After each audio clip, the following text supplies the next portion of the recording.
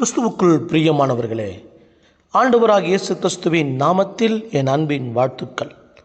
1 பேதுருவின் புஸ்தகம் 5ஆம் அதிகாரம் 7ஆம் வசனத்தை வாசித்து பாருங்கள். அவர் உங்களை விசாரிக்கிறவர் ஆனபடியால் உங்கள் கவலையெல்லாம் அவர் மேல் வைத்து விடுங்கள் என்பதாக வேதம் சொல்லுகிறது. தேவனாகிய கர்த்தர் ஒவ்வொரு மனிதனையும் விசாரிக்கிறவராக இருக்கிறார். இந்த உலகத்தில் நம்மை விசாரிப்பதற்கு யார் இருக்கிறார்கள்? நம் உடன் பிறந்தவர்களும் நம்முடைய நண்பர்களும் நம்மை சுற்றிலும் இருக்கக்கூடிய உற்றார் உறவினர்களும் யார் நம்மை உண்மையாக விசாரிக்கின்றார்கள் என்று சொல்லி சற்று யோசித்து பாருங்கள். தேவனுடைய பிள்ளைகளே, எப்படி இருக்கீங்க என்று விசாரிப்பதற்கு கூட இந்த பூமியிலே யாரும் இல்லை. எப்படி இருக்கீங்க? நல்லா இருக்கீங்களா? எந்த மாதிரியான சூழ்நிலைக்கு நேராக போயிட்டு இருக்கிறீங்க என்று நம்மை உண்மையாக விசாரிப்பதற்கு இந்த பூமியிலே ஆட்கள் இல்லை. நாம் ஒரு பிரச்சனையில் இருக்கும் பொழுது கண்டும் காணாமலும் விலகி ஓடி ஒளிகிற கூட்டமே இந்த பூமியிலே அதிகமாக காணப்படுகின்றது. அநேகர்களுக்கு நம்மை விசாரிப்பதற்கு நேரமில்லை. சிலர்லாம் சொல்லுவாங்க, டைமே இல்லை பிரதர், பேசுறதுக்கு டைம் இல்லை பிரதர், டைமே இல்லை சிஸ்டர் என்று சொல்லுவாங்க. டைம் இல்லை ஏனென்றால் 24 மணி நேரங்களும் சில நண்பர்களுக்கு, சில உறவுகளுக்கு நேரமில்லை. நம்மை விசாரிப்பதற்கு நேரமில்லை. நம்ம எப்படி இருக்கிறீங்க என்று கேட்கறதுக்கு அவர்களுக்கு நேரமில்லை. தேவனுடைய பிள்ளைகளே, 24 மணி நேரமும் அவர்கள் எப்பொழுதும் பிஸியாக இருக்கின்றார்கள். எனவே உங்களை தொடர்பு கொண்டு உங்களை எப்படி இருக்கிறீர்கள் என்று கேட்பதற்கு அவர்களுக்கு நேரமில்லை. அது மாத்திரமல்ல, சிலருடைய நினைவுகளில் நீங்களும் நானும் இல்லை. நம்முடைய பெயர்கள் அவர்களுடைய சிந்தையிலே டெலீட் செய்யப்பட்டிருக்கிறது. சிலருடைய ஃபோன் கால் ஹிஸ்டரியில் நம்முடைய நம்பர் இல்லை. இருந்தாலும் அந்த நம்பர் எல்லாம் பிளாக் லிஸ்டில் போடப்பட்டிருக்கிறது. நீங்களும் நானும் ஃபோன் பண்ணால் கூட அவர்கள் ரெஸ்பான்ஸ் பண்ண முடியாது. ஏனென்றால் அது பிளாக் லிஸ்டில் காணப்படுகிறது. தேவனுடைய பிள்ளைகளே, எவ்வளோ ஒரு மோசமான உலகத்திலே, எவ்வளோ ஒரு கேவலமான உலகத்திலே நாம் வாழ்ந்து கொண்டிருக்கிறோம் பாருங்கள். நம்மை நேசிப்பதற்கும் யாரும் இல்லை, நம்மை விசாரிப்பதற்கும் யாரும் இல்லை. நாம் எத்தனை நேரங்களில் எத்தனையோ பேருக்கு உதவி செய்திருப்போம், எத்தனையோ பேருக்கு நாம் ஆசீர்வாதமாக இருப்போம். எனக்கு மிகவும் பிரியமான ஒரு நபர், என் சகோதரர், அவரிடத்தில் நான் தொடர்பு கொள்ளும் பொழுது ஓன்று ஒரு சிறு பிள்ளையை போல் தேம்பி அழுவார். ஓன்று அழுவார். ஏன் அழுவுறீங்க பிரதர், ஏன் அழுவுறீங்க பிரதர்? அழுவாதீங்க பாஸ்டர், நான் எவ்வளோ பேருக்கு உதவி பண்ணியிருக்கேன் பாஸ்டர், எத்தனையோ பேருக்கு நன்மை செஞ்சுருக்கேன் பாஸ்டர். ஆனால் இன்றைக்கி நான் ஒரு கஷ்டத்தில் இருக்கிறேன், இன்றைக்கி எனக்கு ஒரு வேலை இல்லை, இன்றைக்கி நான் சரியான நிலையில் இல்லை, நான் இன்றைக்கி தடுமாறி கொண்டிருக்கிறேன். நல்லா இருக்கியான்னு கேட்குறதுக்கு கூட யாரும் இல்லை பாஸ்டர். என்னுடைய பணமே நிறைய பேருக்கு நான் கொடுத்து நான் திரும்பி வாங்காது இருக்கிறேன். ஆனால் அவர்கள் எல்லாரும் என்னை மறந்து போய் விட்டார்கள்.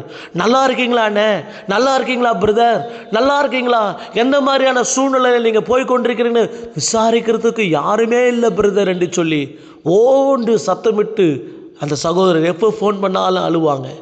தேவ பிள்ளைகளே, இதே போல நிலைமைகள் தான் நம்முடைய வாழ்க்கையிலே காணப்படுகிறது.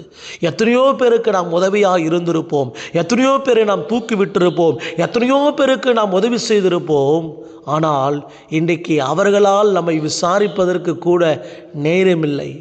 அவர்களால் நம்மை விசாரிப்பதற்கும் நம்மை வந்து பார்ப்பதற்கும் நமக்கு ஒரு நன்மை செய்வதற்கும் அவர்களுக்கு நேரமும் இல்லை, அவகாசமும் இல்லை.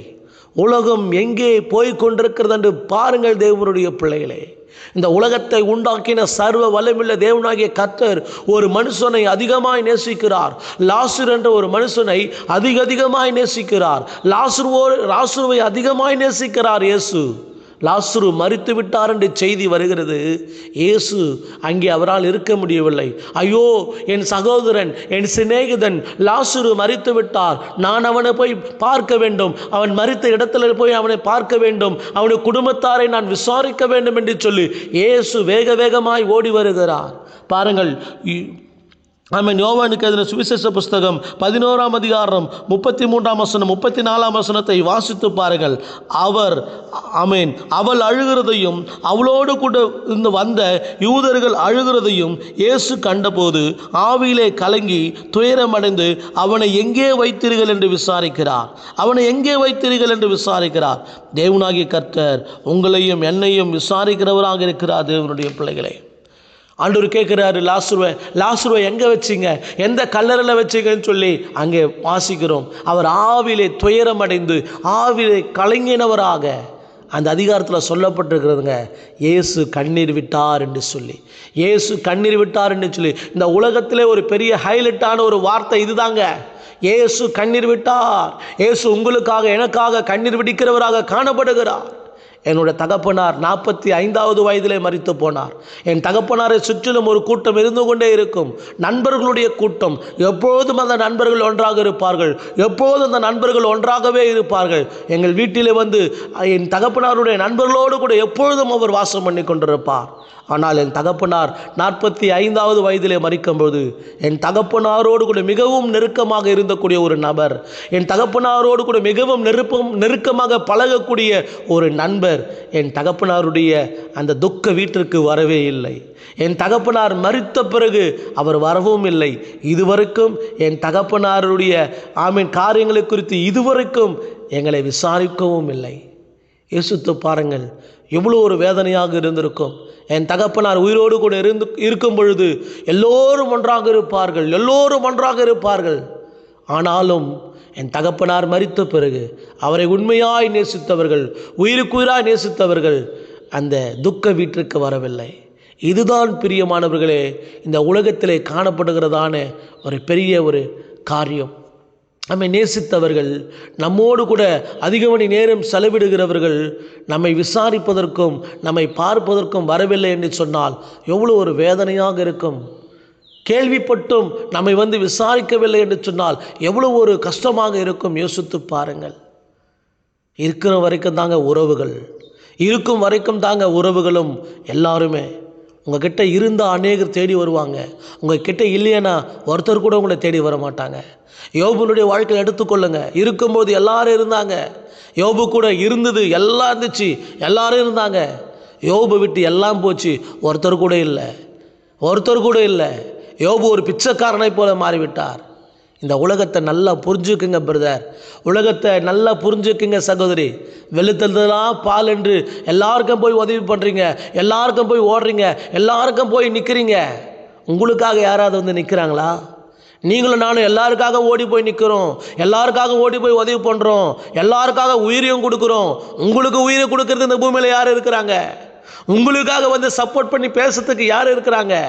உங்களுக்கு ஒரு கஷ்டம்னா உதவி செய்வதற்கு உங்களோடு கூட வந்து நின்று யார் உங்களுக்கு உதவி செய்கிறாங்க? நீங்கள் போய் மற்றவங்களுக்கு தோள் கொடுக்குறீங்களே, உங்களுக்காக யார் இங்கே தோள் கொடுக்கறதுக்கு ஆள் இருக்கிறாங்க? கிடையாது. எல்லாரும் வேஷமாகவே மனுஷன் தெரிகிறான், விருதாவாகவே சஞ்சலப்படுகிறான் என்று வேதம் சொல்லுகிறது. இந்த உலகத்தில் எல்லாரும் வேஷம் போட்டு தான் வாழ்கிறாங்க, வேஷம் போட்டு கொண்டு தான் வாழுகிறார்கள். எனவே காரிய சுத்தி உள்ளவர்களாக இருங்கள், புத்திமானாய் நடந்து கொள்ளுங்கள். இந்த உலகம் ஒரு ஏமாற்றுகிற உலகம், இந்த உலகம் ஒரு மோசம் போக்குகிற உலகம், இந்த உலகம் ஒரு வஞ்சிக்கிற உலகம்.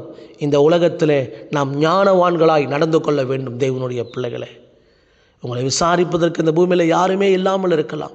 பாஸ்டர் நீங்கள் சொல்கிறதெல்லாம் கரெக்டு தான், நான் எவ்வளோ பேருக்கு ஹெல்ப் பண்ணியிருக்கேன் தெரியுமா?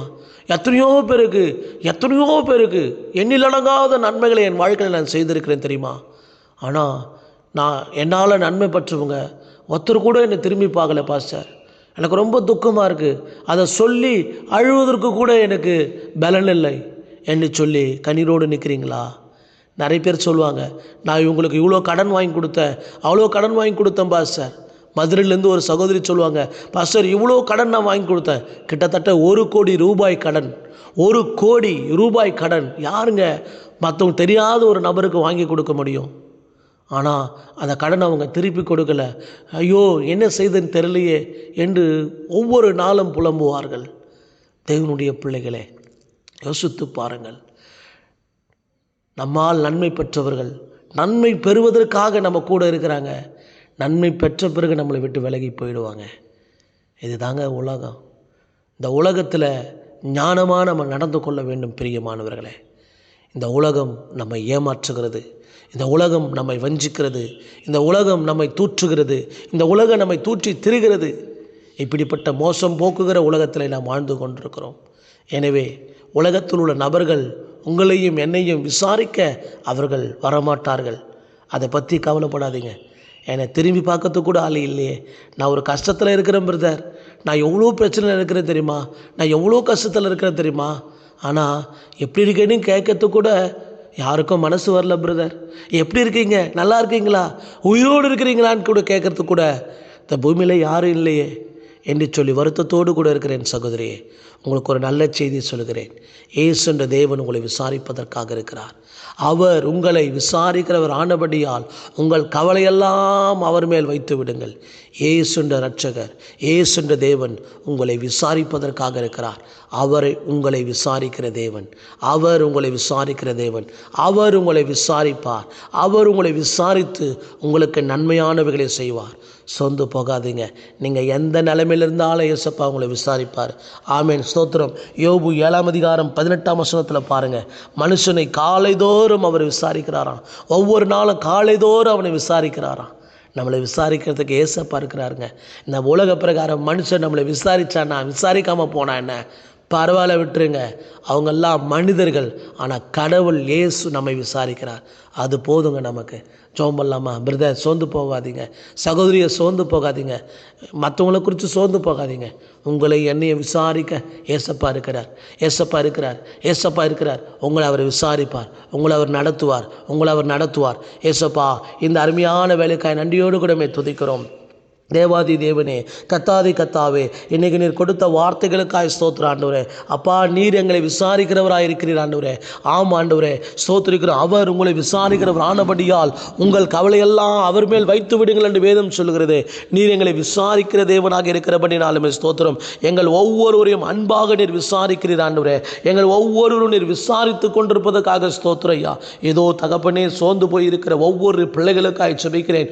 வாழ்க்கையிலே துவண்டு போயிருக்கிற ஒவ்வொரு ஜெபிக்கிறேன். என் நண்பர்கள் என்னை மறந்து விட்டார்களே, என் உற்றார் உறவினர்கள் என்னை மறந்து விட்டார்களே, என் உடன் பிறந்தவர்கள் என்னை மறந்து விட்டார்களே, நான் நம்பினவர்கள் என்னை கைவிட்டு விட்டார்களே, எல்லோராலும் கைவிடப்பட்ட நிலைமையில, எல்லோராலும் ஒதுக்கப்பட்ட நிலைமையில, எல்லோராலும் கைவிடப்பட்ட நிலைமையில நான் காணப்படுகிறேனே. ஒரு திக்கற்றவனைப் போல, ஒரு அனாதையைப் போல நான் எல்லோராலும் மறந்து காணப்படுகிறேனே என்று சொல்லி வருத்தத்தோடு இருக்கிற என் சகோதரனுக்காக, என் சகோதரிக்காக நான் ஜெபிக்கிறேன்.